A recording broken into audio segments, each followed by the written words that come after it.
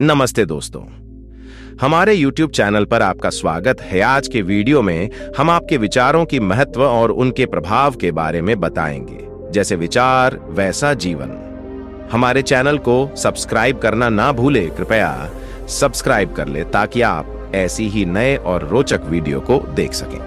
तो चलिए शुरू करते हैं। एक बार एक व्यक्ति गौतम बुद्ध के पास गया और बोला, बुद्ध, मैं अक्सर लोगों को यह कहते हुए सुनता हूं कि हम जो सोचते हैं वही बन जाते हैं। इसलिए मैं आपसे जानना चाहता हूं कि हमारा जीवन हमारे विचारों से कैसे जुड़ा है और हमारे विचार हमारे जीवन को किस हद तक प्रभावित करते हैं। बुद्ध ने कहा है कि यह सत्य है कि मनुष्य जो सोचता है वही बन जाता है। कोई भी विचार जिसे हम लंबे समय तक अपने मन में रखते हैं और उसके बारे में बार बार सोचते रहते हैं, हम वैसे ही बन जाते हैं। लोग उन्हीं के साथ अपना निर्माण करते हैं। विचार जिसके बारे में वह लगातार बनता रहता है।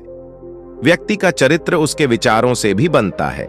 यदि विचार अच्छे हैं तो चरित्र भी शुद्ध होगा, और यदि विचार ही प्रदूषित हैं तो चरित्र भी बुरा होगा। भी मनुष्य सफल नहीं हो सकता, और यदि उसके विचार नकारात्मक हैं तो वह अपने जीवन को गलत दिशा में मोड़ देगा। उसी प्रकार हमारे जीवन में अपने विचारों और कर्मों के माध्यम से कई बीज बोएं, और उस बीज का फल या तो हमें दुख दे सकता है या खुशी। यदि हमने सकारात्मक विचारों के बीज बोए तो हमें सफलता और खुशी मिलेगी, लेकिन यदि बोए गए बीज नकारात्मक विचारों के हैं तो सफलता और दुख साथ साथ चलेंगे। जिन लोगों को आप सफल और महान मानते हैं वे यहां ऐसे ही नहीं पहुंच गए।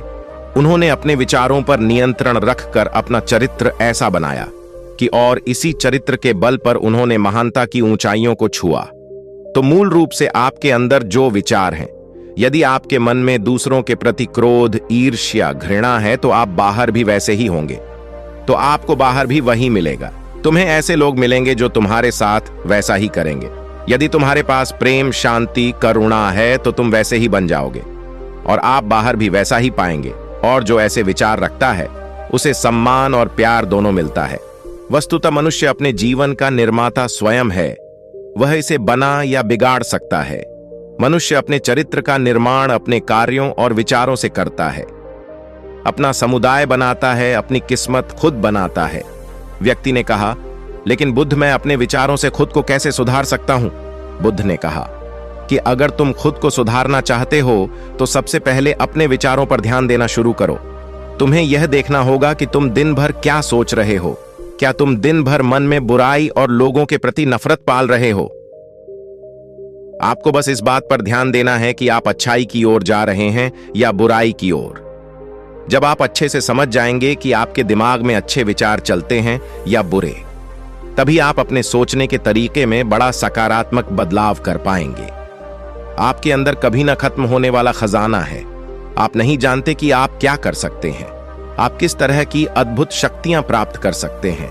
आपने महान योद्धाओं और महान लोगों के बारे में तो सुना ही होगा। यदि आपको उनकी शक्तियों पर विश्वास नहीं है, आपको बस यह मानना होगा कि आग के बिना धुआं नहीं होता। जरूर उनमें कुछ तो बात होगी जिसकी वजह से उनके बारे में इतना कुछ लिखा और कहा गया है। तो वे कौन लोग थे जो दुनिया में महान योद्धा और आदर्श के रूप में पूजे जाते थे? अगर हम थोड़ा और गहराई से सोचें तो ये वे लोग थे जिन्होंने अपने भीतर के अटूट खजाने को पहचाना। वे लोग अभ्यास करते रहे और सभी की भलाई करने वाले लोगों की मदद करके खुद को बेहतर बनाते रहे, और वे दुनिया में महान और अमर हो गए। और अगर आप भी ऐसा ही करना चाहते हैं तो सबसे पहले आपको अपने विचारों पर ध्यान देना होगा। बुद्ध ने आगे कहा, एक मानव मन बगीचे से तुलना की जा सकती है। जैसे बगीचे को साफ और सुंदर रखना समय समय पर उसमें उगने वाले खरपतवार को हटाना पड़ता है, रोज पानी देना पड़ता है, पौधे की देखभाल करनी पड़ती है, उसी तरह हमें अपने मन को भी सुंदर और सकारात्मक बनाए रखने के लिए उसका ख्याल रखना होगा। इसमें से लगातार नकारात्मक विचारों को हटाकर सकारात्मक विचारों को जगह देनी होगी।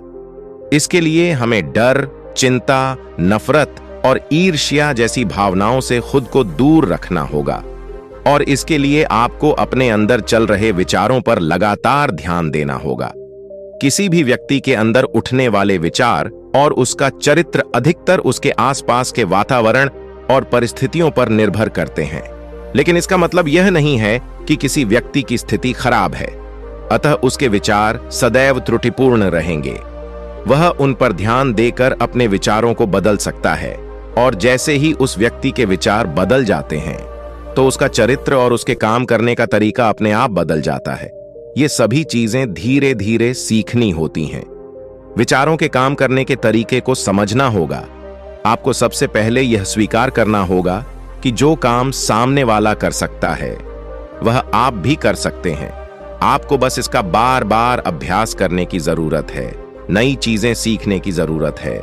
जैसे जैसे आपका मन बदलेगा, आपकी परिस्थितियां भी बदल जाएंगी।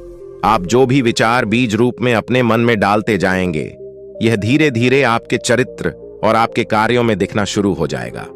और एक बार वह विचार आपके अंदर जड़ें जमा लेगा तो आपको सफल होने से कोई नहीं रोक सकेगा। लेकिन अगर वह बीज या विचार नकारात्मक है तो आपको भी असफलता से कोई नहीं बचा सकता।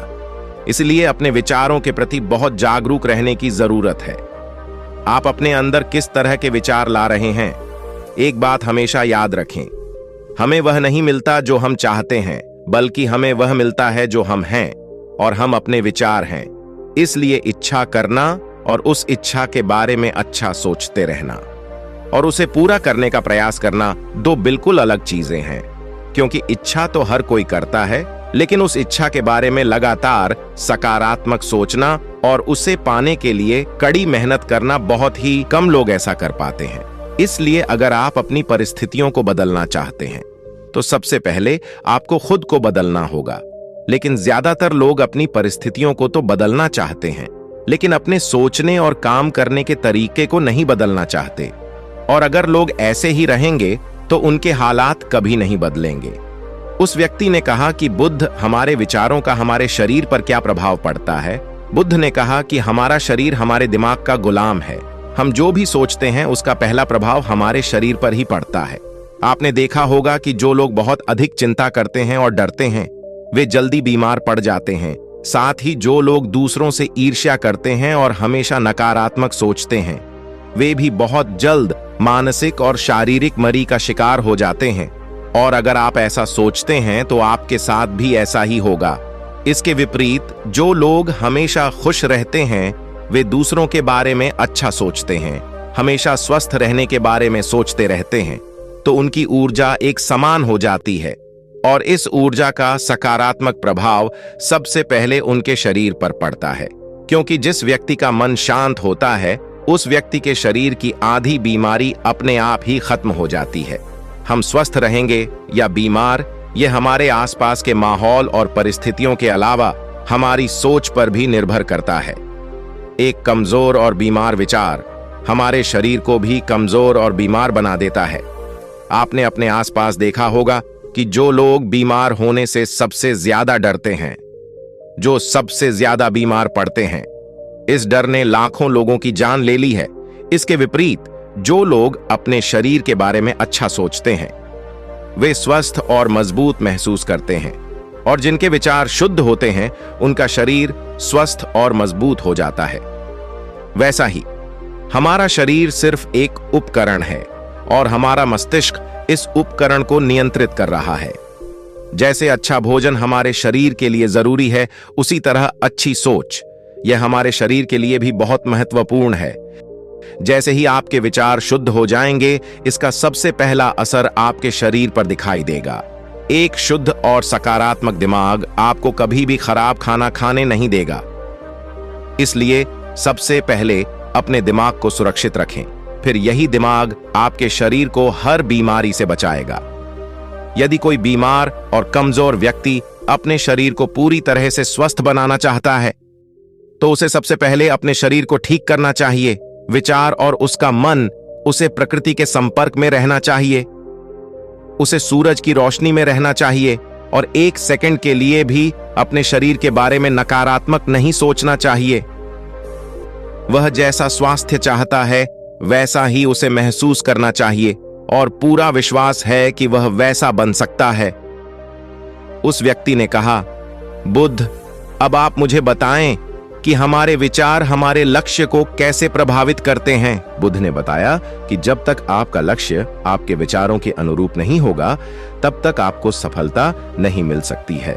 कहने का मतलब यह है कि आप हर दिन एक नई चीज सोच सकते हैं। जो मैं चाहता हूं यह बनना, कल मैं वह बनना चाहता हूं, या बाद में कुछ और। लेकिन जब तक आप अपने लिए कोई लक्ष्य निर्धारित नहीं करते, तब तक आप कोई भी बड़ा काम नहीं कर सकते, क्योंकि नियम यह है कि जो काम हम बार बार करते हैं, उसी काम में हम आश्चर्यजनक सफलता हासिल कर सकते हैं। अगर आप हर दिन अपना लक्ष्य बदलते रहते हैं, तो आप कहीं नहीं जा रहे हैं। इसलिए आपके जीवन में एक निश्चित लक्ष्य होना चाहिए और आपको अपनी पूरी मेहनत और लगन से उस लक्ष्य को पूरा करने का प्रयास भी करना चाहिए। और इसके लिए आपको अपने सभी विचारों को अपने लक्ष्य पर केंद्रित करना होगा, अन्यथा आपके विचार बिखरे रहेंगे। और हो सकता है कि एक बार आप असफल हो जाएं या आपको शुरुआत में कोई सफलता न मिले, तो दूसरों को देखकर आपके मन में यह ख्याल आने लगा कि यह काम तो आसान है। जब वह इस काम में सफल हो सकता है, तो मैं भी सफल होकर अच्छा पैसा और नाम कमा सकता हूं। और यह भी संभव है कि इस काम में असफल होकर भी तुम दूसरी तरफ भागो, और ऐसा करते समय आप कई काम करते हैं, लेकिन हो सकता है कि आप किसी एक चीज में सफल ना हो पाएं। इसलिए आपको पहले एक चीज तय करनी होगी, तभी आपके विचार एक काम पर फोकस कर पाएंगे। अब आपका वह लक्ष्य कुछ भी हो सकता है, चाहे मन की शांति पाना हो या अमीर बनना हो।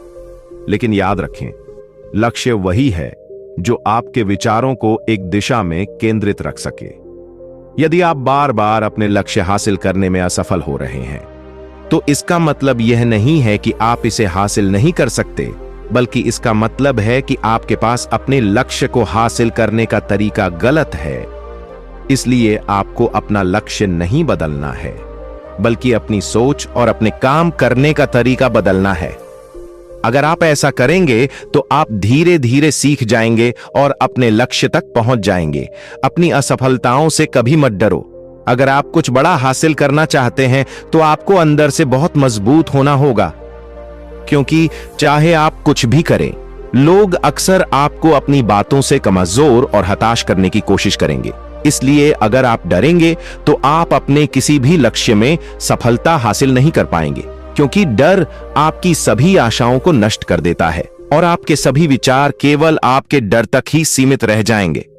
और डर डर कर आप अंततः खुद को शारीरिक और मानसिक रूप से बीमार बना लेते हैं। आपको समझ आएगा कि आपने अनेक झूठे डर के एहसास में कितनी बड़ी गलती कर दी है, और फिर आपके लिए खुद को उस स्थिति से बाहर निकालना बहुत मुश्किल हो जाएगा। इसलिए सबसे पहले एक लक्ष्य बनाएं, ताकि आपके विचार उस पर केंद्रित हो सकें। उसके बाद अगर आप बार बार असफल होते हैं, तो भी घबराएं नहीं, क्योंकि यह लक्ष्य हासिल करने का ही एक हिस्सा है। और पूरा विश्वास रखें कि आप जरूर सफल होंगे और एक दिन तुम भी हो जाओगे, उस व्यक्ति ने कहा। बुद्ध विचारों और मन की शांति के बीच क्या संबंध है?